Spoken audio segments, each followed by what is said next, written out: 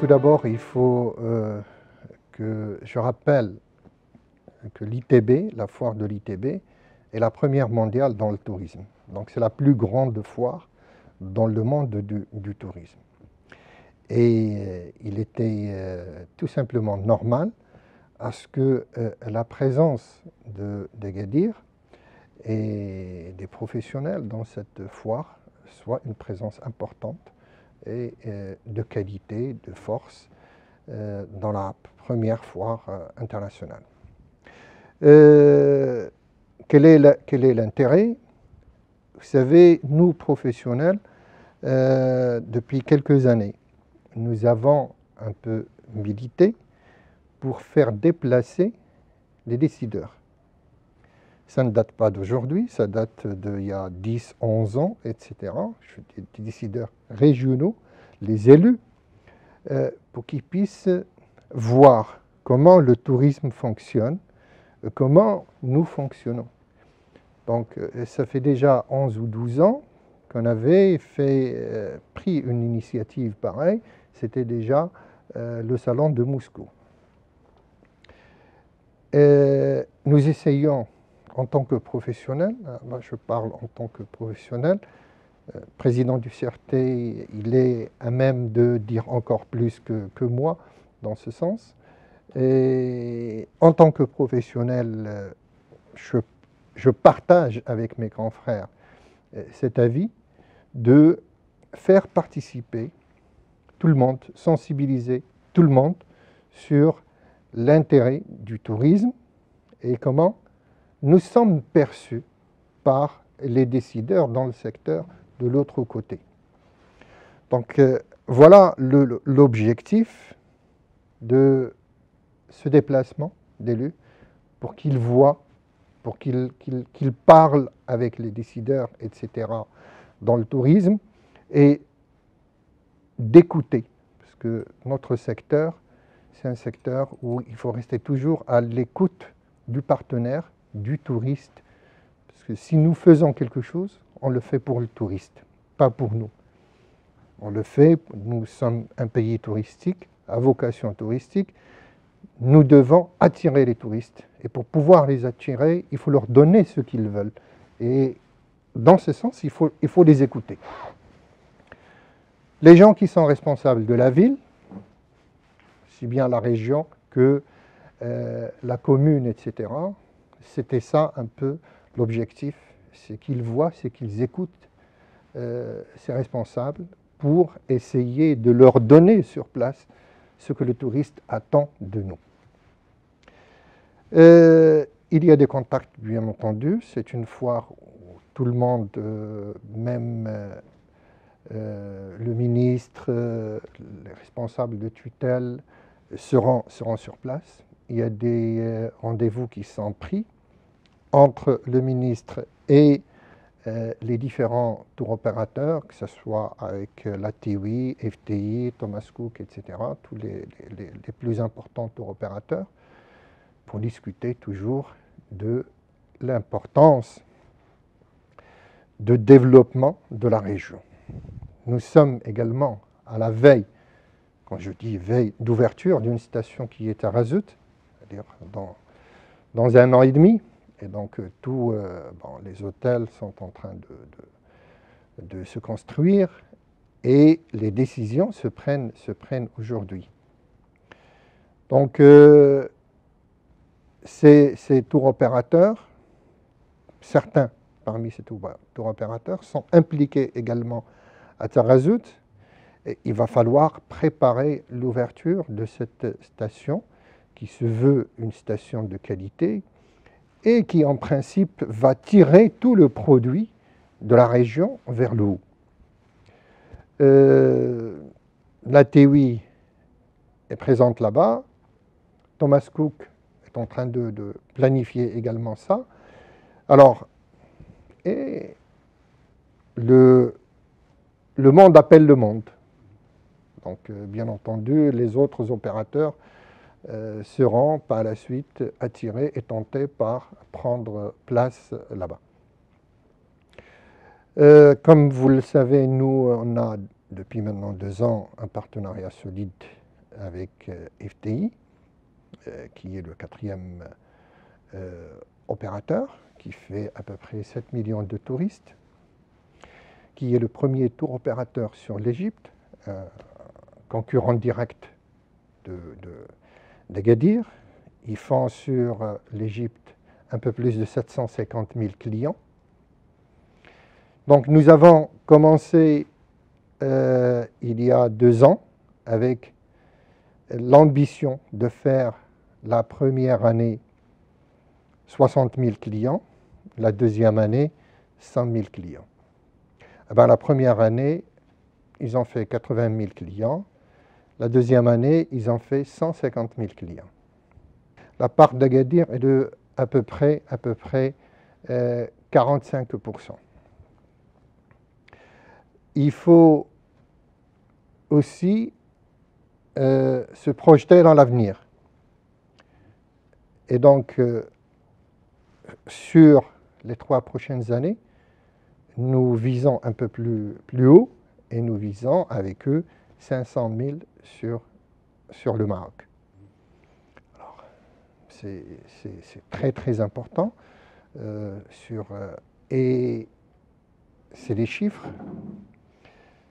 pas d'annonce, hein, parce que, comme je viens de vous dire, si la première année, on avait annoncé 60 000, on a fait 80 000, on a annoncé 90, on a fait 150, c'est que ces chiffres risquent encore d'aller un peu plus haut. Et donc, avec eux, nous faisons un développement sur tout le pays. Mais Agadir reste la pièce maîtresse et la destination la plus importante aussi pour nous que pour le groupe.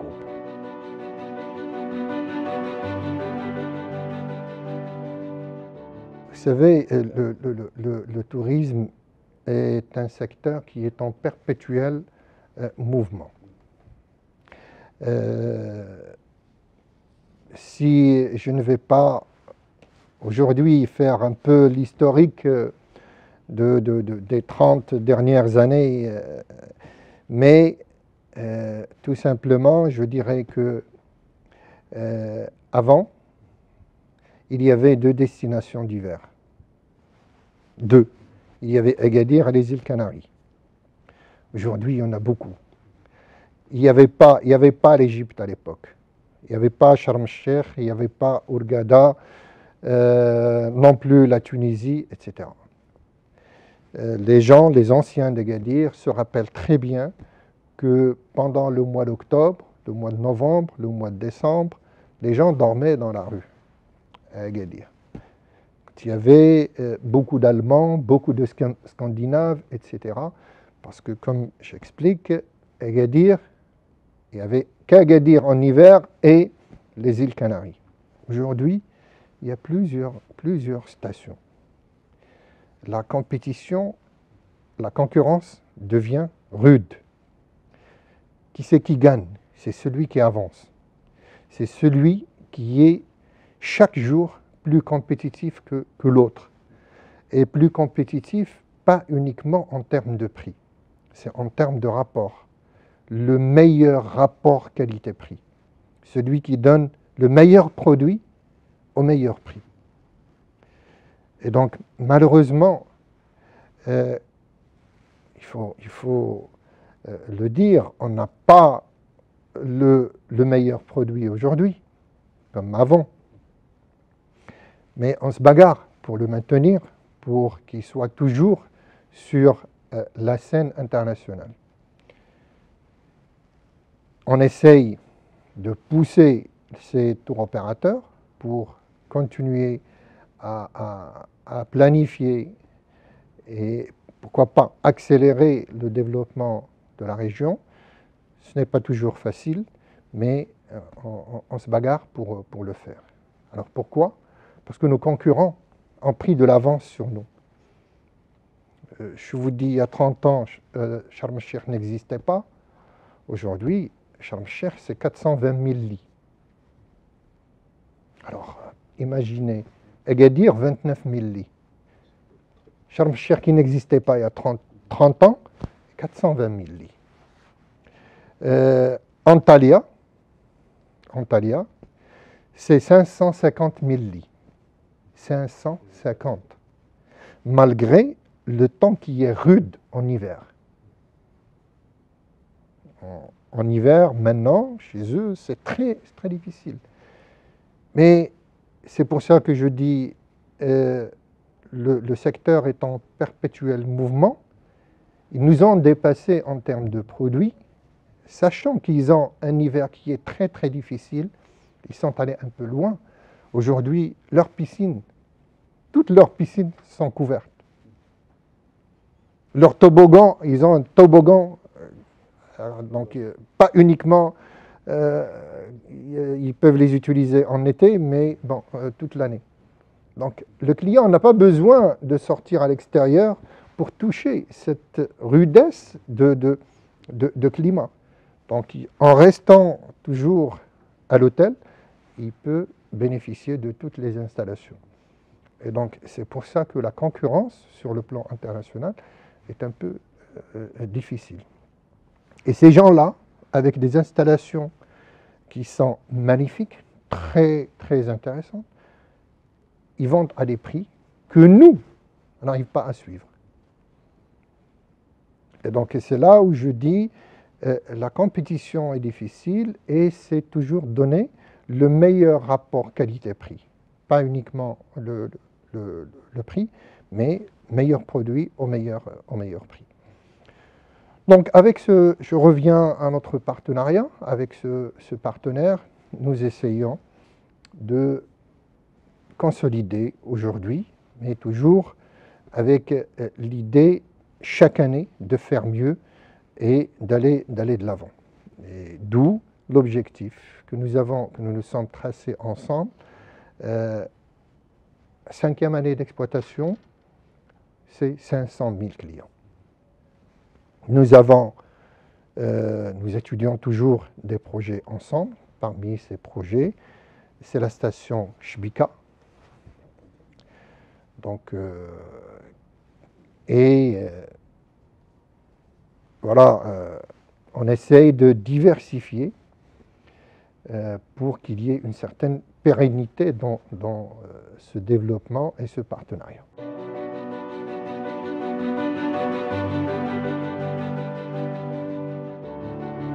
J'aurais aimé ne pas aborder le sujet, mais bon, je ne vais pas vous dire qu'il y a une cohésion exemplaire. Non, en fait, c'est comme je dirais, hier, il y avait 10 qui travaillaient pour la ville, et aujourd'hui, peut-être qu'il y a 6. Hein, donc, au moment où on a besoin toujours d'un peu plus de membres fédérateurs, on en a un peu moins.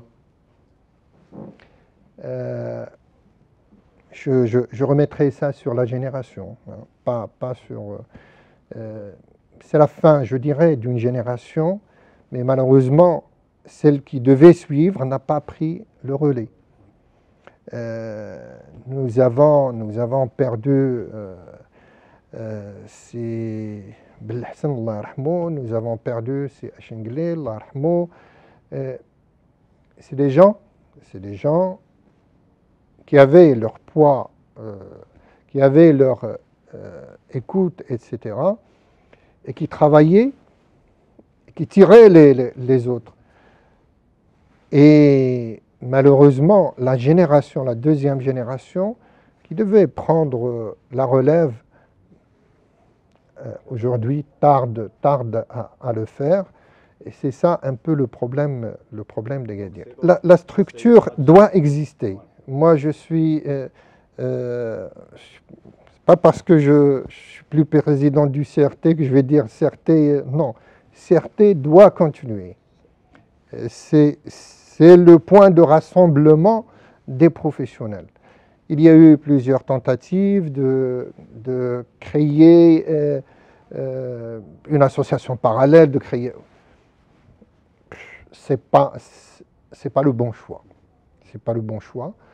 Il faut, à partir du moment où CRT existe aujourd'hui, il faut travailler, tout le monde doit travailler au sein du CRT, et il faut que les gens comprennent que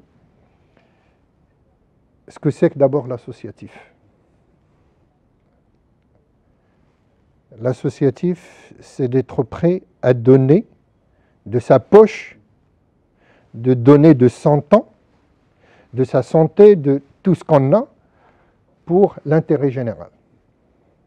Si on comprend ça, parce que dans l'intérêt général, on va trouver notre intérêt. Mais si on part de travailler l'associatif avec l'idée d'en tirer quelque chose, ça c'est pas bon.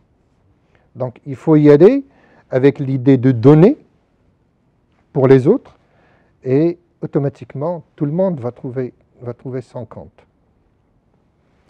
Et donc il faut, ça c'est le problème pas uniquement de notre secteur, ça c'est le travail, ça c'est le problème de toutes les associations. Bon, il y a d'autres qui sont un peu mieux structurées, ce qui n'est pas le cas du tourisme, mais sachez que le cadre, aujourd'hui, je dis bien aujourd'hui, le meilleur cadre, c'est le CRT. Il a besoin de moyens, parce que sans moyens, on ne fait rien. Souvent, il y a des projets qui sont intéressants, mais qui ne sont pas réalisés faute de moyens. Les gens sont conscients qu'il faut faire ceci, faire cela, etc. Mais à la fin, il n'y a pas de moyens.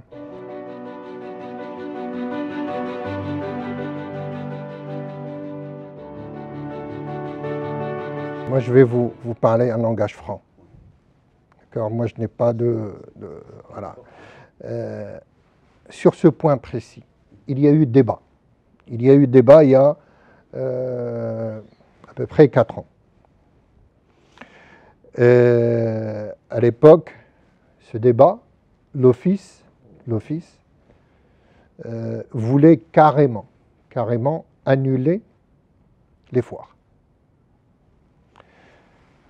Et c'est là où je dis il y a eu débat, parce qu'avec le changement des attitudes, du mode de consommation, l'éclosion de l'Internet, certains ont pensé que garder les foires serait une dépense de trop, à un moment où il faut vraiment optimiser les dépenses. Et donc, c'est là où il y a eu un débat, il y a ceux qui étaient pour, ceux qui étaient contre. J'étais parmi ceux qui étaient contre d'annuler les foires. Pourquoi? Parce que une foire, c'est un endroit de rencontre et d'exposition. Et il faut comprendre que pendant une foire, on ne fait pas forcément du business. Ce n'est pas dans une foire où on va se mettre à table, ce n'est pas comme les foires des autres secteurs économiques. Ça n'a rien à voir. Ce n'est pas une foire, par exemple, je dirais, un exemple de Meknès, de l'agriculture, ou bien un salon de l'automobile, ou non, c'est complètement différent. Les foires du tourisme ont un caractère RP, relations publiques. On se rencontre, on s'échange des idées, des avis, c'est un point de départ. On peut faire du business, mais je dirais à 20-25%, concrétiser un business, mais les 3/4 du temps, c'est le relationnel. Parce que le relationnel dans le secteur est très très important. Donc, avec l'éclosion, comme j'ai dit, de l'Internet, ils ont pensé que les foires Alors, comme il y a eu une réaction des professionnels, pour ne pas les annuler, ils ont commencé à réduire la foire qui était par exemple à 400 mètres carrés, la rendre à 240, à 200, à 150, etc. Ils ont même annulé quelques-uns, bon, des petits salons, des petites foires, les plus importantes, par exemple Berlin, Londres, ils ont réduit beaucoup l'espace. Agadir, quand on s'est déplacé l'année dernière, ben, avec les élus, avec tout le monde, il n'y avait pas une chaise pour s'asseoir. Il n'y avait pas la mise en avant d'Agadir. Alors, comme je vous ai dit tout à l'heure,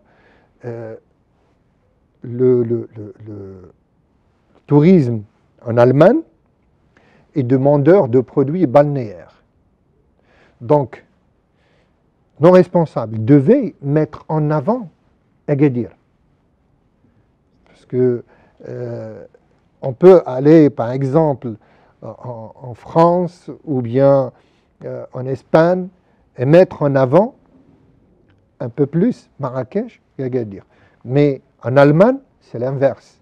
Il faut mettre en avant Agadir au détriment des autres régions parce que le touriste lui-même est demandeur de produits balnéaires. Et nous avons malheureusement constaté l'inverse, que presque il n'y a pas de présence d'Agadir.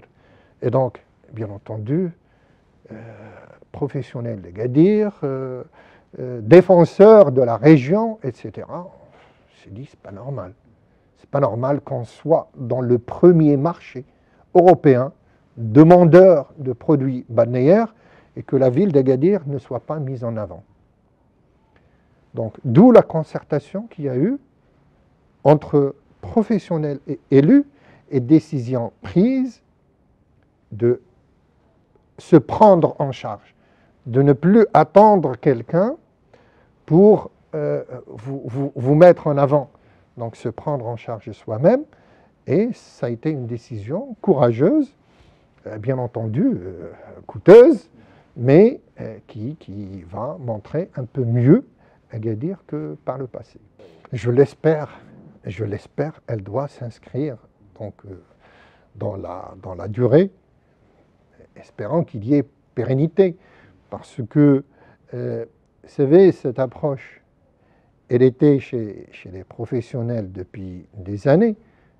Depuis des années, ils voulaient que, par exemple, la foire de Berlin, qui est une foire dédiée presque au balnéaire, soit à 75-80% Gadiri. Mais bon, faute de moyens, les professionnels ne peuvent pas. Étant donné qu'il y a eu cette convergence d'idées l'année dernière entre élus et professionnels, donc la décision a été prise et cette année, on verra, et j'espère que vous serez présents, et vous allez voir Agadir dans une meilleure situation que par le passé.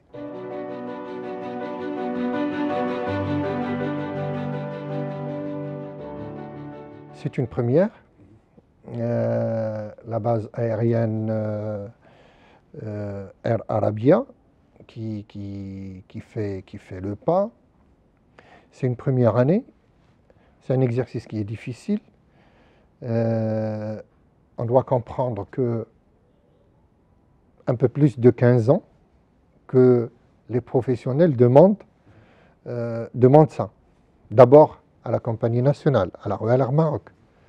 Nous connaissons un peu les péripéties par où est passée la compagnie nationale, qui a toujours refusé, etc., pour plusieurs raisons, et que si aujourd'hui Air Arabia a pris le risque pour le faire, première année, il ne faut pas voir le résultat première année. Parce que si on va demander à Air Arabia le remplissage de ces avions, je suis sûr que le remplissage ne dépassera pas les 50-52%. Quand on lance une ligne, on ne peut pas la remplir les 2 premiers mois, les 6 premiers mois. Non. La ligne, il faut qu'elle soit connue et il faut qu'il y ait du temps pour qu'elle soit connue chez tous les opérateurs individuels, tout le monde, pour qu'elle puisse être remplie à un niveau satisfaisant, aussi bien pour la compagnie et les professionnels.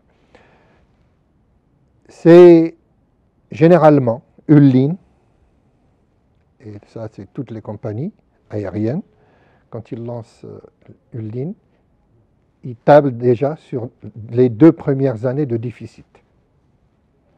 Donc c'est une vision à moyen et long terme. Et partant de là, il ne faut pas s'attendre à des résultats extraordinaires la première année. Non. Il faut s'inscrire dans la durée et les résultats seront là. C'est un test. C'est clair, par la suite, il y aura des lignes qui vont marcher mieux que d'autres. Il faut faire des ajustements nécessaires. La ligne qui n'arrive pas à décoller, il faut, à ce moment-là, la changer par l'autre, etc. Personne n'a la baguette magique. Même la compagnie aérienne, quand elle lance la ligne, elle n'a pas une certitude, comme quoi cette ligne, après même 2 ans, elle va très bien fonctionner. Sinon, elle n'aurait pas pris le risque de la faire tourner pendant 2 ans et de perdre de l'argent. Mais je dis globalement, c'est une initiative qu'il faut encourager, qu'il faut aider. Les 2 premières années, c'est des années de déficit pour la compagnie. Donc il faut l'aider, il faut l'accompagner pour que le déficit soit minime et qu'elle puisse, si elle a encore des ressources, investir pour d'autres lignes.